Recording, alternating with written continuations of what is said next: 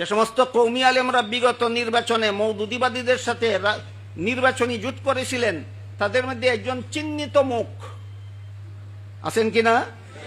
একজন চিহ্নিত মুখের আল্লামা আছেন। ই আল্লামার কাছে হেফাজত ইসলামের আমিরের পক্ষ থেকে লোক পাঠানো হলো যে আপনার মওদুদিয়তের সাথে নির্বাচনী জোটের কারণে এই কওমিয়তের উপর এই আঘাত আসতেছে, কাজেই আপনি এর কারণ দর্শান।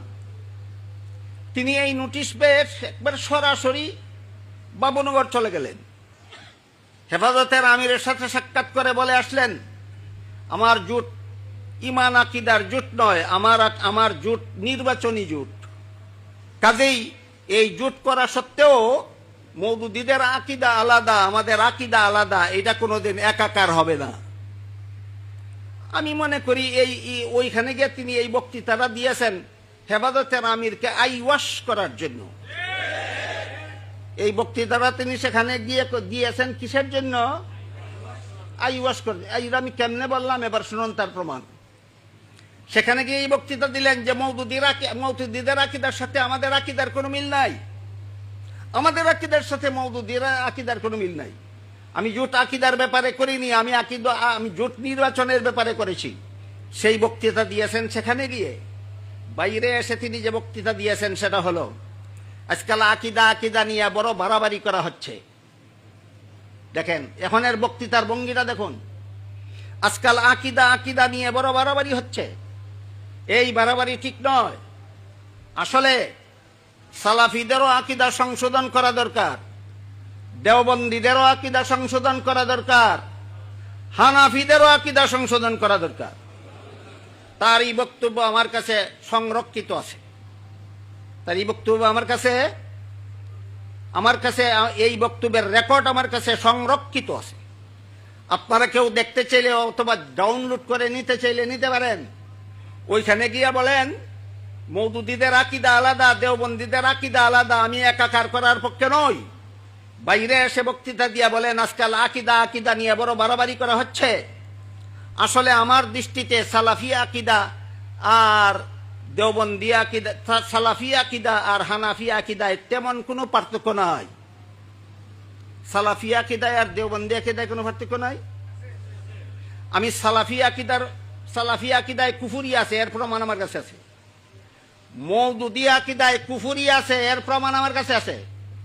আজকে এই সীমিত সময়ে আমার বলার সুযোগ নাই। বর্তমান সমাজের সালাফি নামদারি লামাযহাবীরা কুফুরি আকিদায় বিশ্বাসী। যাদের প্রমাণ জানার, দলিল প্রমাণ জানার ইচ্ছা আছে আমার সাথে যোগাযোগ করে জেনে নেবেন। বর্তমান জমানার এই মওদুদিবাদীরা কুফুরি আকিদায় বিশ্বাসী। আমার সুস্পষ্ট প্রমাণ আছে আমার কাছে। যাদের জানার, দলিল প্রমাণ জানার ইচ্ছা আছে আমার কাছ থেকে ব্যক্তিগতভাবে যোগাযোগ করে জেনে নেবেন। কাজেই যে সালাফি নামদারি লামাযহাবীরা কুফুরি আকিদায় বিশ্বাসী, যে মওদুদিবাদীরা কুফুরি আকিদায় বিশ্বাসী, তাদের মধ্যে আর হানাফিদের আকিদার মধ্যে উল্লেখযোগ্য কোনো পার্থক্য তিনি দেখেন না। বাবুনগর গিয়া কি বলেছিলেন আর বাইরে এসে কি বললেন বুঝতে পারতেছেন কিছু আপনারা? সেখানে গিয়ে কি বলেছিলেন আর এখানে এসে কি বললেন? আমি আজকের এই সেমিনারে যোগদানকারী সর্বস্তরের উলামায়ে কেরামদের কাছে জানতে চাই, দেওবন্দীদের আকিদায় কোন জায়গায় ভুল আছে এতদিন যাবত আপনি বলেননি কেন? হানাফিদের আকিদায় কোথায় ভুল আছে আপনি এতদিন যাবত বলেননি কেন? সুতরাং তার এই বক্তব্যের দ্বারা ওই বাবুনগরের বক্তব্য ঠিক থাকে না, রহিত হয়ে যায়। এই জন্য বলেছি বাবুনগরের বক্তব্য ছিল হেফাজতের আমিরকে আইওয়াশ করার অপকৌশল। বাবুনগরের বক্তব্য ছিল হেফাজতের আমিরকে আইওয়াশ করার অপকৌশল।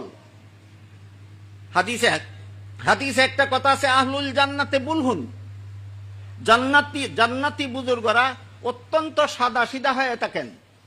আমি মনে করি আমাদের হেফাজতের বর্তমান আমির সাহেব, ইনি আশা করি ইনি জান্নাতি হবেন। এই জন্য উনি অত্যন্ত সাদা সিধা। ইনি কোনটা বাস্তব আর কোনটা আইওয়াশ মনে হয় টের পাননি। এই জন্য তিনি তার মাথায় হাত বুলিয়ে ঝাড়ফুঁক করে দিয়েছেন।